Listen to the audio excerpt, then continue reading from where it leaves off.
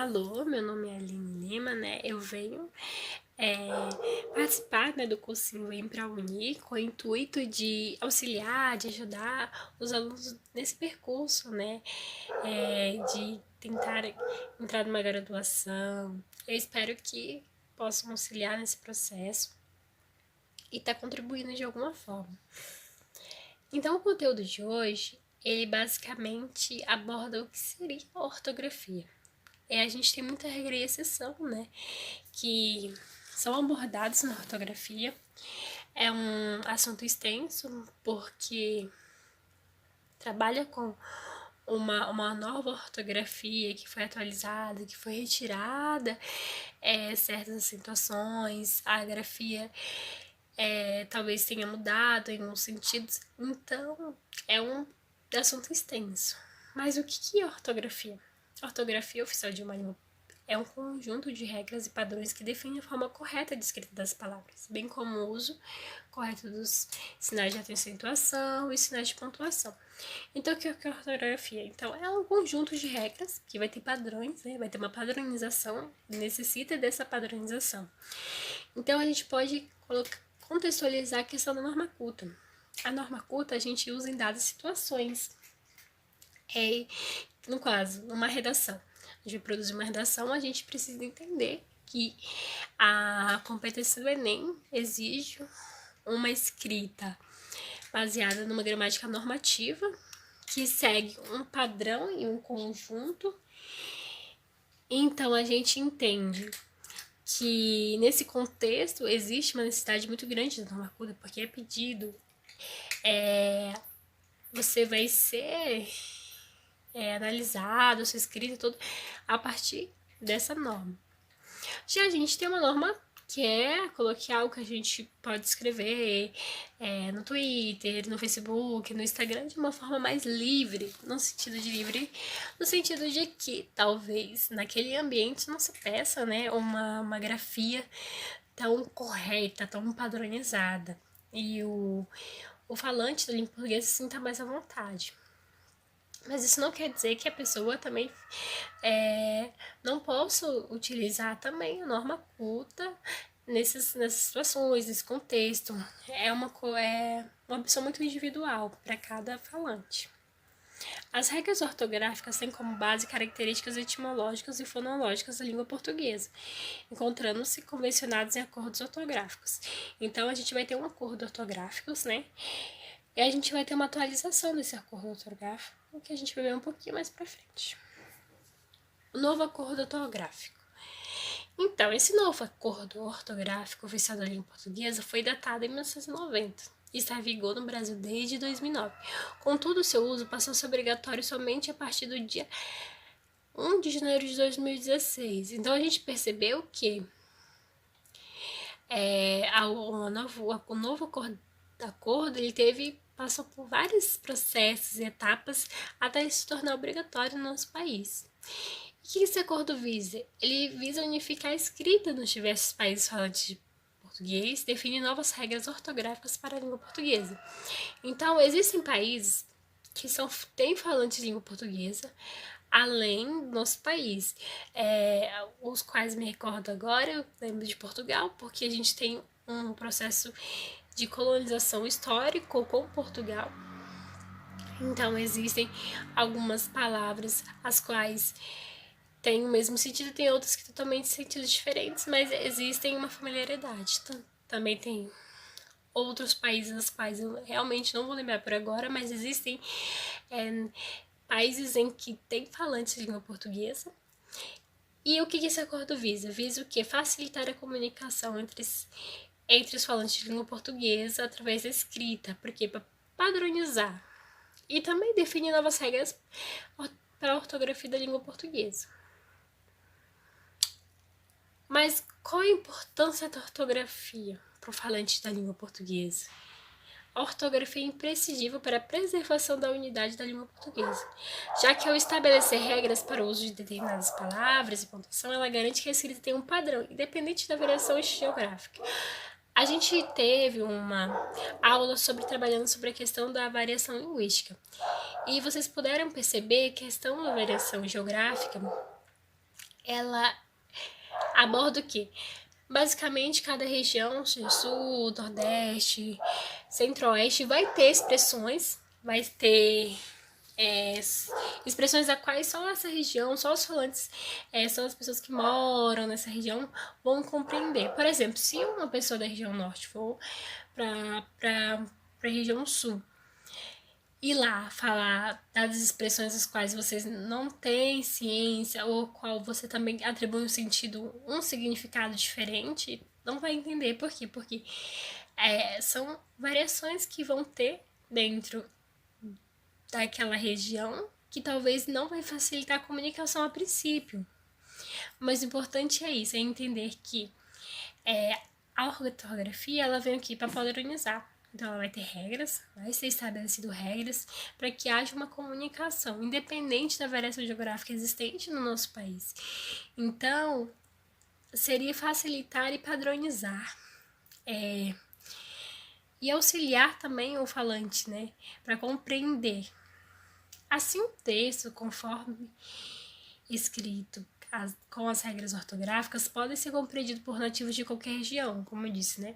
Qualquer pessoa que esteja em qualquer região do país, independentemente das expressões, mas como eu sempre digo, a importância em si de que ter contexto sobre isso. Quando a gente está em contexto social de uma plataforma online, obviamente, talvez a gente fale alguma expressão nossa, já que a gente pode estar em comunicação com uma pessoa que mora no centro-oeste. Talvez essa pessoa não compreender, mas ela vai perguntar e a gente vai contextualizar e ela vai compreender. Já num ambiente que tem uma norma culta, que existe uma necessidade muito grande da gente ter uma padronização, talvez isso não ocorra. Bem como outros estados e territórios onde o português é língua oficial. O conhecimento ortográfico possibilita o maior domínio da modalidade escrita do português, pois, como se sabe, são indispensáveis para quem deseja escrever conforme a norma culta. Então, a necessidade da escrita padronizada é importante, a gente já entendeu essa importância dela, e as pessoas que desejam, né, escrever conforme a norma padrão, também tem que compreender que a leitura e a escrita estão sempre juntas. Uma não se desvincula da outra. Por quê? Porque a partir do momento que você tem um processo de leitura, tem um arcabouço maior de não só de entendimento sobre vários assuntos no mundo, mas sim das palavras, das grafias que é existente. E a escrita, o que é escrita? A prática sempre ajuda. Quanto mais você escreve, quanto mais você estuda e procura entender essas regras gramaticais, mais você vai estar pronto para compreender essa norma padrão. Mas é um processo contínuo, sempre vai ter coisas novas para a gente entender e coisas novas para se estudar. Partindo também, né, dessas novo acordo ortográfico, que ocorre o quê? Talvez algumas pessoas não saibam, mas o K e W, Y são letras as quais não faziam parte do nosso alfabeto. Então, apesar de às vezes em alguns momentos, situações terem usado já e plantado, a nossa língua ela não era oficial. Mas ela se tornou, com o passar do tempo, essas letras se tornaram oficialmente parte do alfabeto, né? Em português tem 26 letras, 3 das quais são usadas em casos especiais, como é o K, W e o Y. O K, W e Y, eles são empregados em siglas e símbolos. No caso, que é de KG, que é quilograma, KM, quilômetro e K do potássio. Então, são letras que vão ser usadas no nosso cotidiano, né? Já eram usadas, só foram implantadas, né, no alfabeto. Também ocorre o quê? Palavras que têm originárias da língua estrangeira. Por exemplo, Kelly, davaísmo. Então, Kelly a gente pode entender que não é estranho, né? Porque a gente também já talvez, não sei se todas as pessoas, mas em algum momento já conheci alguma Kelly. Então, o K e o WY já está inserido no nosso contexto social. Também tem as palavras estrangeiras não adaptadas para português. Existem palavras em inglês que não tem uma tradução exata para a língua portuguesa. Às vezes a gente introduz o que a gente faz, a gente atribui um novo significado para essa palavra, permanecendo com a grafia. O que é a grafia? A escrita igual da língua da inglesa. Ou a gente pode também atribuir um novo sentido para aquela palavra, mas manter a grafia. A gente tem alguns exemplos aqui, tanto das situações de feedback, hobby. Então, essas letras vão ser introduzidas, né, no nosso alfabeto, para enriquecer ainda mais. Além disso, a gente também tem uma trema. O que seria a trema? A trema são esses dois pontinhos que estão entre parênteses. Ela foi usada aqui, sinal colocado sobre a letra U, para indicar que ela deve ser pronunciada nos grupos que, gui, que e gui. Percebe-se que a gente não se usa mais a trema. Então, com o novo acordo ortográfico, a trema foi retirada, né, desse processo. E a gente tem o quê? 50, depois sem a trema, linguiça. A gente percebe-se que a perda da trema não afetou a sonoridade, a pronúncia da palavra. Então, tranquilo continua com a mesma pronúncia, tranquilo. Ou a trema era apenas utilizada para quê? Para indicar a pronunciação, a pronúncia, né, desses grupos. Sequência. E também a gente sempre vai ter uma regrinha e uma exceção nesse processo. Sempre, quase sempre, na verdade, né? E nessa também não é de menos, a gente tem uma exceção. A exceção é que a trema vai permanecer nas palavras estrangeiras em seus derivados. Então, como a gente apresentou, né? A trema só vai estar nessas palavras em inglês ou derivadas também, né? Mas como a gente está pontuando a questão da língua portuguesa, a gente só vai deixar como uma exceção, como um lembrete para se tentar também, se tiver um texto a qual tiver a trema numa palavra estrangeira ou nos derivados dela, a gente entende que a existência dela é importante. Mas se existir uma trema na língua portuguesa, a gente entende que isso é incorreto. Por quê? Porque não se usa mais trema. Na língua portuguesa não se usa. E a gente tem o quê? A gente tem umas mudanças na regra de acentuação durante esse processo da nova ortografia. Não se usa mais o acento dos ditongos abertos ei e oi, das palavras paroxítonas, palavras que têm acento tônico na penúltima sílaba. Então, vamos primeiro entender. A gente não vai usar mais o acento dos ditongos abertos ei e oi. A gente já entendeu isso. Das palavras paroxítonas. O que são essas palavras paroxítonas? Paroxítonas é uma palavra que tem a penúltima sílaba como sílaba tônica. Então, sílaba tônica, ou seja, vai ser o quê? A sua penúltima sílaba é aquela que é pronunciada com mais força. Então, a gente, na hora da pronunciação, a gente vai perceber qual é a sílaba que tem mais força. As restantes sílabas da palavra são átonas, sendo pronunciadas com menor intensidade. Então, a gente entende que a sílaba tônica vai ser aquela que vai ser pronunciada com mais força e as átonas vai ser as que vão ter uma pronúncia com menos intensidade. A gente vai perceber quando a gente fica falando alguma palavra em alta, a gente começa a observar o tom que a gente fala e quais sílabas vão se destacar mais e outras menos. E nessa mudança nas regras de acentuação, né, a gente acaba perdendo, como disse, né?